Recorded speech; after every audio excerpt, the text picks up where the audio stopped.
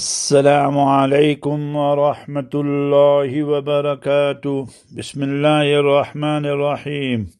On behalf of Markaz Sahaba, the voice of Ahlus Sunnah wal Jama'ah, we present to you lesson number 2027 of our daily Naseehah and advice. Today, with the grace and mercy of Almighty Allah Jalla wala, we focus on the 12th of QA'DAH.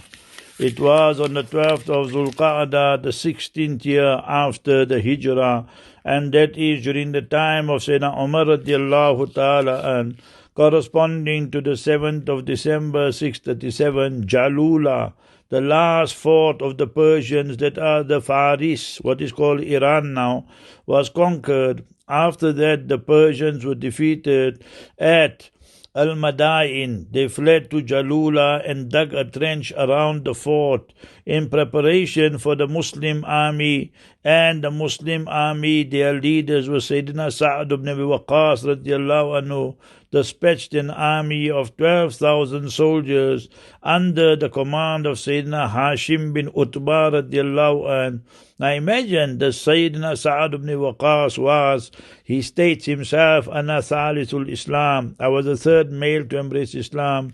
Awwalu man rama sahaman fi sabilillah, I am the first person to shoot an arrow in the path of Allah.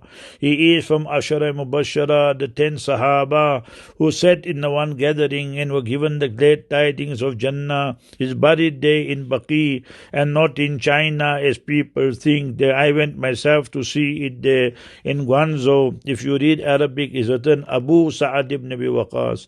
The father of Sa'd is there. People don't understand, they confuse issues.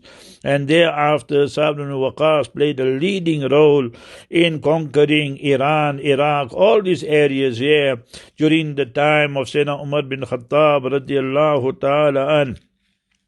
He, Sa'd ibn Waqqas radiallahu ta'ala, dispatched an army of 12,000 soldiers under the command of Sayyidina Hashim bin Utbah. They held the fort under siege, killing 100,000 Persian soldiers, and remember dispatching them to hell and taking more than 30 million pieces of gold. Listen carefully, 30 million pieces of gold.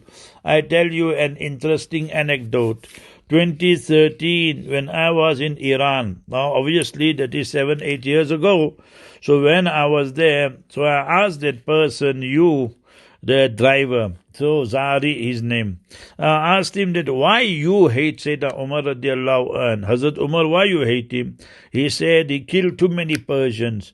Imagine, instead of them loving Sayyidina Umar radiallahu anhu, he is the one that in his time, Sayyidina Umar's time radiallahu anhu, they were liberated from kufr and shirk and fire worship, brought into Islam. But the propaganda machine of the kuffar Shias is so powerful. Remember that what they will say he killed the Faris, he killed the Persians. And till today, if you go to Iran, they celebrate the pagan customs of the Majus and of the Zoroastrians and fire worshippers.